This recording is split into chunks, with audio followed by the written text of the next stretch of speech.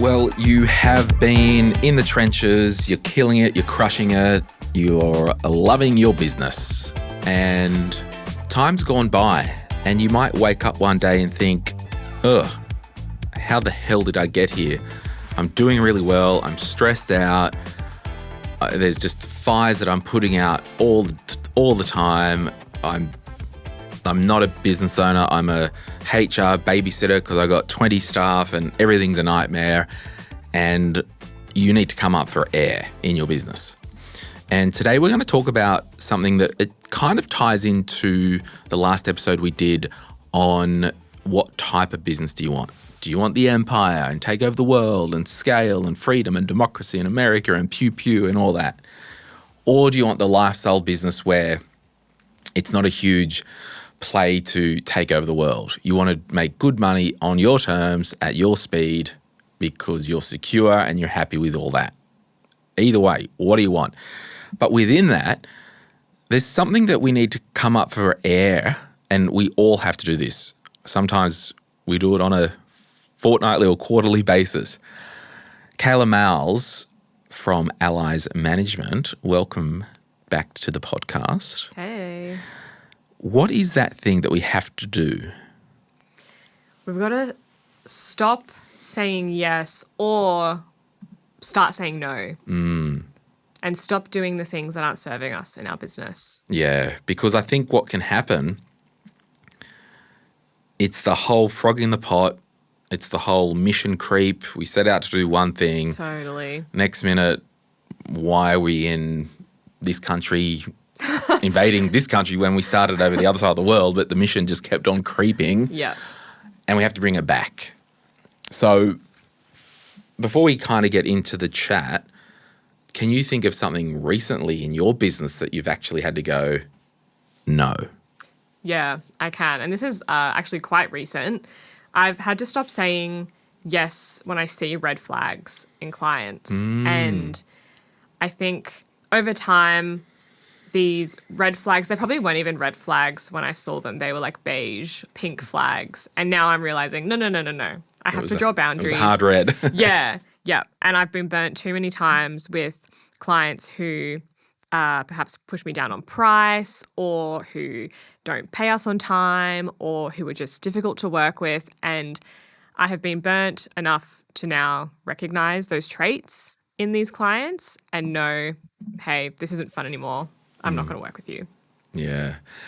And it is fascinating because you'll get, and that's the psychology of it. It's like, I have to potentially turn down this client, which is a loss of money. I'll ignore the red flags. But the psychology of it is like literally saying no to work, like no to money. Hey, very difficult. take your money, take my money. It's yours. Go on. Yeah.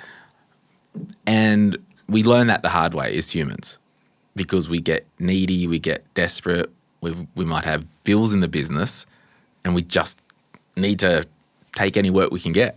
Totally. And I'm not above working for a red flag if the bills need to be paid. Do not get me wrong. Like right. there have been times in the business where we were in a growth stage where we needed to work with those more difficult clients. And to be honest, without having worked with those difficult clients, our processes wouldn't have improved. Right. Our service offering wouldn't have improved because we learnt a lot by working with those types of clients. So they do serve a purpose, I will say that. How about you, though? You, I guess, are not really working in a client-facing business. Well, I kind of am. There's just the audience thousands are your and clients. thousands of individuals. Yeah. So for me, and that does come into some of the things I've got to stop doing. Mm-hmm. Like I can't do one thing that might please a small group of the audience where I have to think big picture. Yeah. Is this most useful for, on balance, most of the people listening? Yeah. And that could be like, I've learned, like, if I want to do a little bonus episode on something, I have to put it up as a separate episode, not during normal programming. So, we do Tuesday and Thursday on the main show. And, like, when I interviewed a politician, for example. I'm pretty sure we did it as a bonus episode. So it was outside of regular programming. So if you were like, all right, M3 drops on Thursdays and Tuesdays, someone rocks up on Thursday and there's a topic with a politician that I hate, I don't want to listen. But I'll put that as a bonus on a Friday or a Wednesday or whatever. So it's outside of that regular thing. So I've had to stop. Basically, I had to, and this is the thing, interesting that you pulled this thread, saying no to something or changing the way you do something could create a little bit more work, but you need to make the judgment call. Is that actually going to make your business better? Kind of what you learned with, we said yes to the red flags, kind of shouldn't have done it, but we did, but we made things better. Yeah. So for me, by getting my team to edit another episode up during the week, where we easily could have just been like, oh, just put it on a Thursday, whatever, it's one less thing we can do. It does create more work, and that's annoying, but you step back and the end result's actually better because we haven't cannibalized the audience. Yeah, and did you learn that by putting those kind of content, those types of episodes up, and the viewership wasn't very good, or did you was it a mistake that you learned by? I think it was. I think I'd always had it as a conscious thing that I wanted to not do that for those type of episodes. Like, and I think we had been lazy in the past, but I'm like, no, I need to do things here that is actually listener first. So are there any other big learnings that you've had to say no to in your business? There are, and I'll tell you right after this. Okay, Kayla, you asked any other big things. I did learn this along the way. I was really strong on it. Then I got lazy. Then I'm now back because I saw the real reason that I wasn't. The reason I didn't start, but I don't know, I'll start. I had a thing when I started the business that it was never, I wasn't going to do something just for the money. So if a brand came along and like, hey, we want to sponsor the podcast, I'm like, yep, this is the price. If not, don't want you. Away. Like, there's a premium on here. And I was very strict on that because I didn't want to overwhelm the audience with different brands all the time and all that. And still to the day, I will maintain that any brand that I've had on the podcast that my voice is voiced or whatever, it probably would serve a portion of the community. And I know once that I did take a brand and did an episode or something for them, and I kind of knew at the end of the day, I'm like, I think I'm doing this for the money. How did you work that out? I worked it out because it just wasn't easy. The agency was annoying, just all this extra drama. Because I was like, yeah, whatever, I'll take, I don't know, 8 or 10 grand or whatever it was for the episode. I'm like, yeah, it's easy money. Got to do the episode anyway. Like, yeah, it's not the worst brand. It's not terrible. I wouldn't lose sleep if someone did use that brand. I probably wouldn't myself, but I can't use every brand that we talk about. And then, as soon as it's the same thing, you do it just for the money and it ends up being the biggest freaking debacle. Yeah.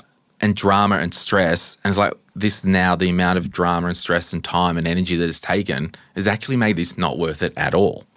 Yeah.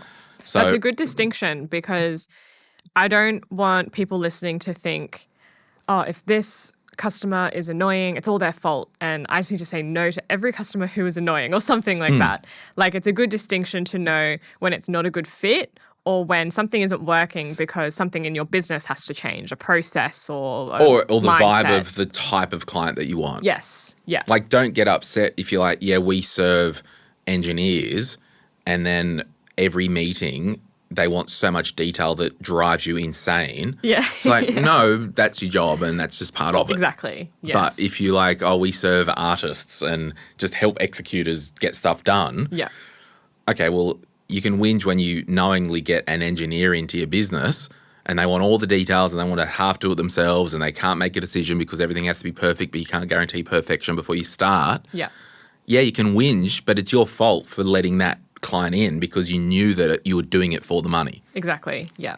So that, for me, I've really had to be conscious of, am I doing this just for the money? Or does it actually align with the broader plan of the business? Yeah, agree.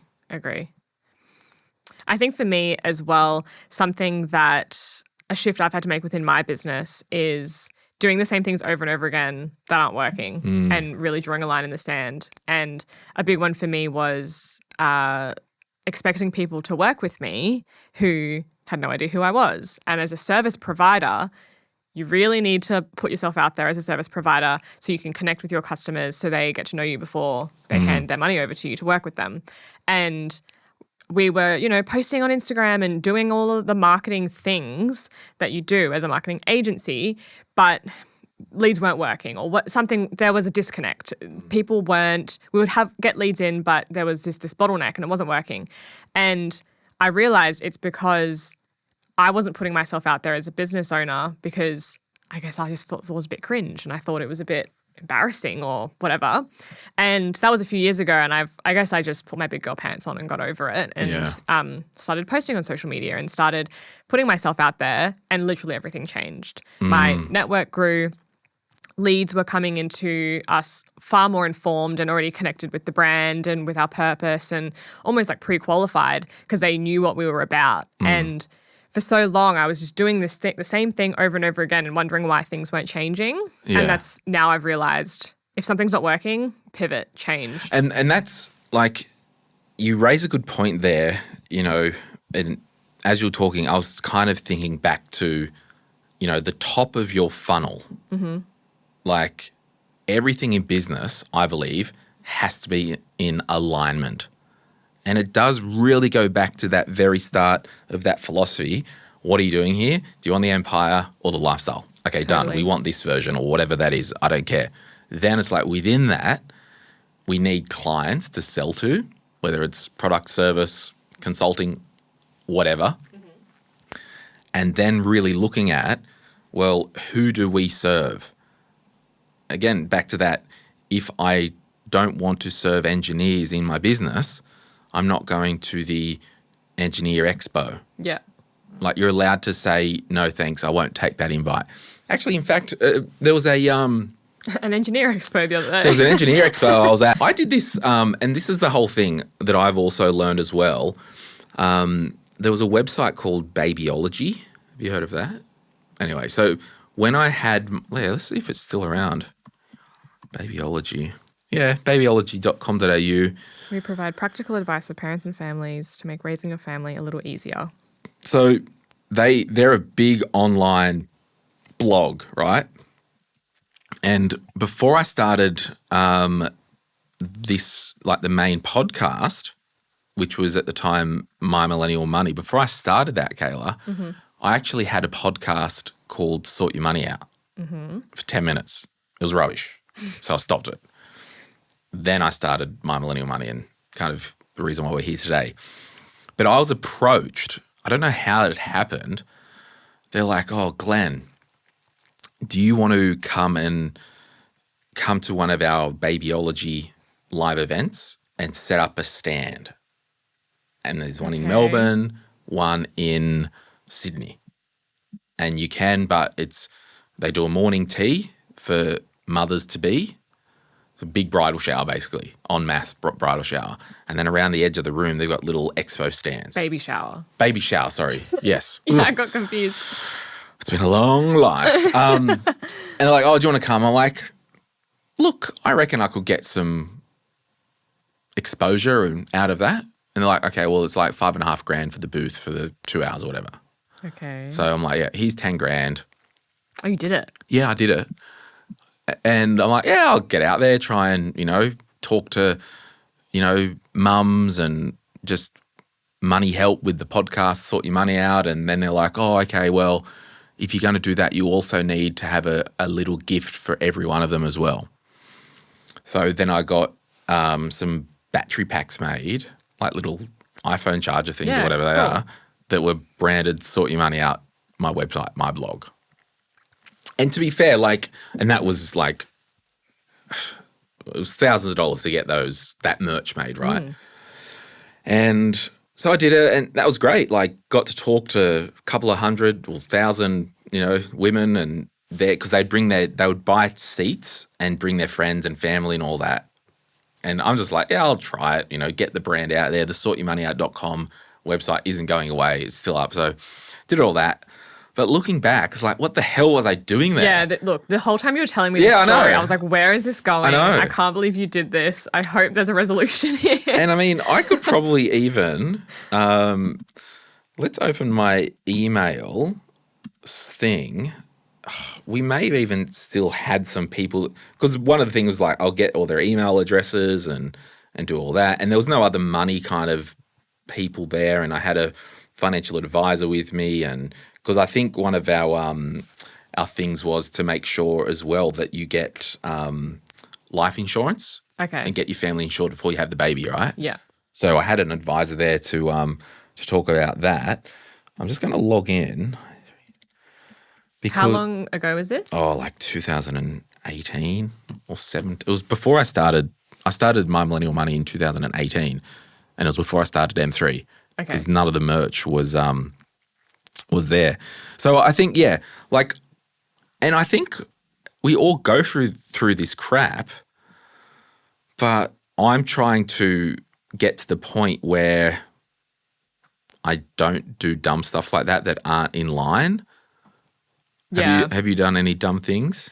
Oh, I've done many. I'm trying to think in my business. I've never done like an event or anything like that. I haven't spent like thousands and thousands of dollars. The ROI was not there, put it that way. I'm having a look at my email tags to see if there was still some from back in the day. I think I deleted the tag because I was just like, every time I saw the tag in the email system, because they got their email address when they registered, it just reminded me of the trauma of wasting all that money and not really. But I think we got listeners out of it. But and it goes back to, it was a very expensive mistake, but I guess you only make it once. Yes. So then, like, was it really a mistake? And you know what I mean? Like, you still did learn from something. I think if you were to have gone back year after year and do the same thing over and over again. Like at that point, I'm an idiot. Yeah. And I get it. Like, yeah, everything's a business risk. But I think what I wanted to kind of talk about with that is that whole thing. And you get this problem, I get this problem, and anyone listening to this podcast, whether you haven't started a business yet, whether you are in business and are new, or you've been in business a long time, we all have this problem. And that problem is right after this. If you're after personal financial advice, don't get it from a podcast. But if you want guidance tailored to your situation, head to moneypodcast.com.au and click Get Help. We'll connect you with one of our trusted professionals, financial advisors and mortgage brokers, who work with people right across Australia. No matter where you are, they can help. Now, before we get back to the show, a quick reminder to protect your financial life. That means having income protection sorted. It means having death cover if there's any debt or dependents relying on you. It means getting your personal insurance in order. Most people insure their car, they insure their house, but what about themselves? Sky Wealth, who support this podcast, are specialist financial advisors who can help you get the right cover in place. Their advice is often more comprehensive and better value than going direct through your super. Book a complimentary 15-minute chat at sky.com.au. That's skye.com.au. And they'll point you in the right direction. And don't at me, everyone. We want to make money from ads. Well, don't worry. We want to make money from ads. This is our business. The thing that I was talking about, we all get distracted from shiny objects. So do you have any things in your life or in your business life that is you were doing the same thing or making all these mistakes where you've actually put the saying, it's like better to have the fence at the top of the cliff than an ambulance at the bottom. Have you heard that saying? I haven't, but it makes sense. Oh, God, I'm old. all these wisdom tidbits. I think for me, there have been times when I have gotten the shiny object syndrome if I'm having a tough time in my business. If something's not working or I don't feel like we're making enough money or whatever, if I'm going through like a bit of a a sad era in my business, I want to start another business, or I look at other things and the grass always looks greener.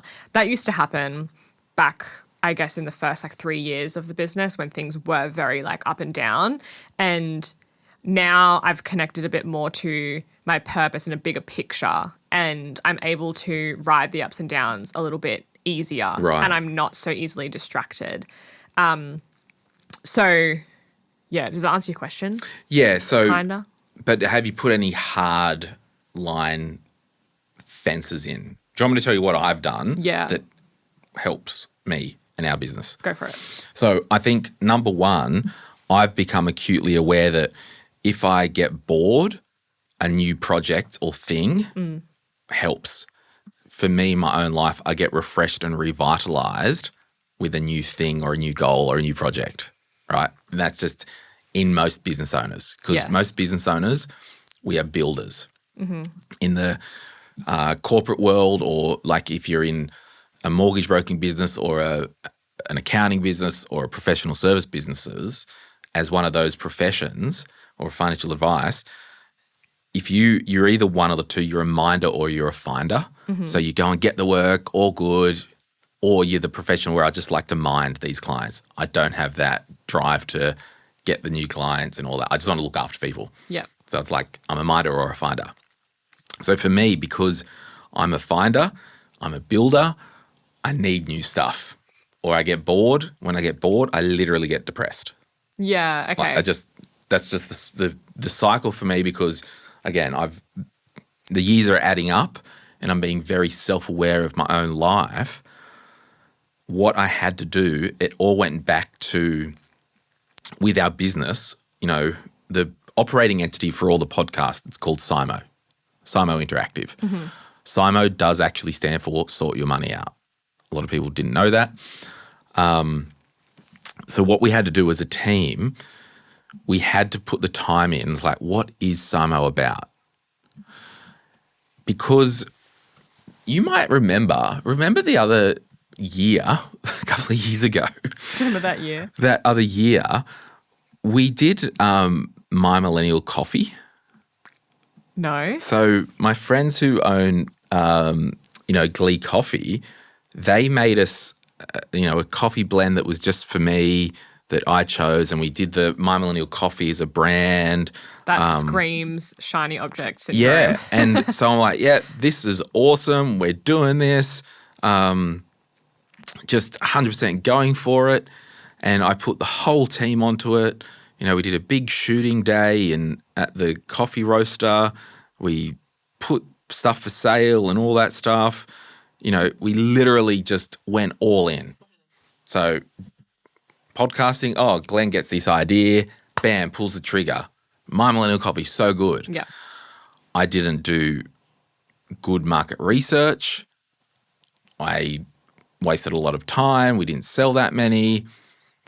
It was just a huge waste of effort, waste of time, waste of everything. And what that was, it's no, we're actually a podcasting business. We're not a coffee roasting business or even a merch business. We rarely do merch. Yeah. Doing some limited edition stuff for a live event. But I'm not in the business of merch, because if I sold 200 bits of merch and made $10 each, whatever, don't care. It's not enough for me to go in, all in. Yeah, I'm picking up what you're putting down. ASAP as possible, that type of ATM machine. Rat test. No. So with all that. All of that to be said. With all that to say, we got our team together, and this really helped us say no to stuff, and particularly helped me. We worked out our why as a business. Yeah. And any business needs to do this. We agreed that our why, and this is not you don't hear this at the end of every podcast, SIMO Interactive exists, whatever. But as a team, our why is we exist to be an encouraging, fun, and relatable voice that leads our community to make meaningful life changes and unlock their potential. That's our why. So then you can say, Money does not contribute. Not money. Coffee Yes. does not. Money definitely does contribute. Coffee does not contribute to Yes. that. So every new shiny object that comes in, guess what I do? Run it through that sentence, that paragraph there. It's like a filter. Yep, absolutely. It's stopped a lot of drama. It's stopped a lot of money being spent. It's stopped a lot of time and resources being spent. Because, and with that, when you've got a team as a owner or a leader, and I have been guilty of this in the past and sometimes it creeps in, you cannot be chopping and changing and doing all this stuff. So you really need to know what your why is, what you know that you need to stop doing. And just a practical thing, because we will wrap up. We're trying to keep these episodes like 30 minutes. Bottom of the screen there in red, you can see it. What I think, if we can help people with practicals, what about if you know you wanted to stop, I'll make a scenario up. You've got a barbershop or a hairdresser, and hairdressers probably don't do this as much as barbershops, but you've got a barbershop, you're the barber. You want to get to the point, because the stuff that you say no to, like we've talked about, and the stuff that you say yes to and double down on, it will actually make a better client experience for everyone. You can charge more. It's just a win-win, right? So imagine if you were the barbershop and you had an online booking system you wanted people to use, but you still had walk-ins. Now, as a barber, walk-ins probably hard to manage, maybe. Particularly if you're one of those barbershops where it's like, come in and have a beer and have the experience and, here, Glen, we've just shaved your head and done your beard, gives $95. Yeah. I'm like, forecasting is hard if you have all these walk-ins. Yeah. Well, but it's just literally the experience as well, because it takes longer. And so like there's a barbershop down on the main road here. I just go, they shave my hair. It'd be like, I've worked it out. I'm like, see you guys in 10 days. Like, Yeah. quick buzz cut, trim the beard, like it's like $30 or something. Like, I just want to walk in and wait. Yeah. I don't care. Gotcha. But if you want to optimize the business and you do a bit of both, or you don't do any online booking, how can you set a path between now and 3 months' time to say, we're going to change this system, and maybe we do just roll it out slowly. So, hey, just letting all our customers know from the first of 4 months' time, we're actually just doing bookings only. Yeah. Or, hey, everyone, just so you know, on the busy days, Saturday mornings, Thursday afternoon and evenings, whatever they are, we're actually only doing bookings. Yeah. So what that does, it will allow you to budget your time more. It will allow you to potentially charge more. But what it also does, it actually enhances the client experience. Because you think, I go to the barber, I booked in, 7 p.m. or whatever the time is. I know that I won't have to wait 40 minutes. Sure, there might be 5 or 10 minutes, but I know that, yep, done that, part of the experience, I pay for it. Yeah. Yeah. So, yeah, I don't think it's an all or nothing overnight. And that's a really bad example. And I don't know if you've thought of other examples, but just as you've just got to take your customers on the journey. Yeah. And going back to the shiny object thing as well, this barber, for example, could have been so frustrated with his walk-ins and it's so annoying. And then he just goes, I'm just going to go and get a job as a plumber or something. And a lot of the time when you are having that shiny object experience, it's not because your business sucks or because there's something wrong. It's probably just something within your business needs to be shifted. And A repositioning, a reframing, something needs to change to I stop felt like you. saying, if you will, after I said that. If you A repositioning, If you will. So, yeah, I think for, I guess, a little bit more like practical advice, for me, my business partner is the personification of shiny object syndrome. He loves to start a business. Really? To my detriment. He owns many businesses and it's gotten to the point now where like we joke about like if he were to start another business, it would be like a business divorce between me and him because it's just too much. And so I guess I'm the person who is the opposite. I'm telling him, no more shiny object syndrome. Hi. Glen's taking content. Yeah.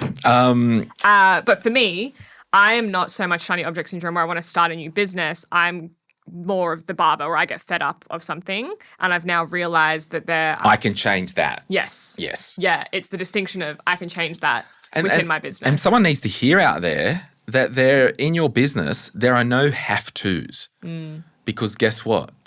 It's your business. You can do what you want. Yeah. But we get stuck in the trenches. And the day-to-day, like I was writing notes as you were talking before, for me, when I'm feeling bored or uninspired in my business, I know now that it's a bit of a weird term, but I guess like a trigger for shiny object syndrome. So now last year I went to South by Southwest, or like I'm taking intentional trips. I'm going on trips, and I'm going to events like South by Southwest where I can feel inspired and motivated to bring things back into the business. So I know those things happen throughout the year, and I'm intentionally going to those now to stop myself. It's not really stopping myself. It's more just like bringing myself back down to earth. Yeah. And I think, there's no have-tos. You are in control. I basically, I was on a call the other day with a marketing agency, and I'm allergic to corporate world. I hate it. And I'm like, hey, the business is me. I produce the shows. I produce the show. I do the tech when I record. I'm govern all content that comes out of my mouth. I'm not told to do stuff. Like we had a brand reach out, and they're like, oh, do you want to do some work with this car company? And I'm like, yeah, all right, sweet. And they're like, but. And I'm like, okay, here we go. But can you refrain from talking about greenwashing over the next 6 weeks on your podcast? Oh. And I'm like, no. You can keep your money. Yeah. Because no one tells me what to say or what not to say. Especially if it's a post and they're saying like, don't use XYZ in a post, that's one thing. But over 6 weeks. Yeah, and that's it. Like changing your whole business for 6 weeks. That's right. And that's the dance. It's like if someone is paying me for some sponsored content, sure, if I agree to the terms, I'm definitely wearing my commercial hat. Like I'm not going to shat can their competitors on there. I'm going to be respectful and all that. I'll still be Glen and have fun. But I know I've got it's a very commercial thing. But if a brand's like, hey, Glen, you've never worked with this brand before. Do you want to do this campaign that's good money and all that? But don't talk about greenwashing for 6 weeks. If I was desperate for the money, probably would have taken the money. Yeah. And conformed to that and been annoyed because I felt gagged.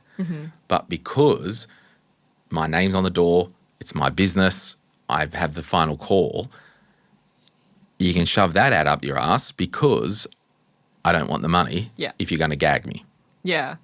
What's the saying, like, fool me once, shame on you, fool me twice. Shame on me. Something like that. But basically, like, learn from mistakes in your business and, like, don't keep doing stuff that doesn't work. Yeah. It has to be a win-win. So the future is yours, everyone. How are you going to control it? How are you going to do it? And one thing that I've really had to say no to or stop in finishing, I need to keep my episodes shorter on all the podcasts because commercially, number one, with a shorter podcast, you can actually get to the point faster, add more value. And I hope today you've thought about things that you can start or stop or change in your business. So there's that. It's a better product. Number two, we get paid the same whether I send an hour here or 35 minutes here.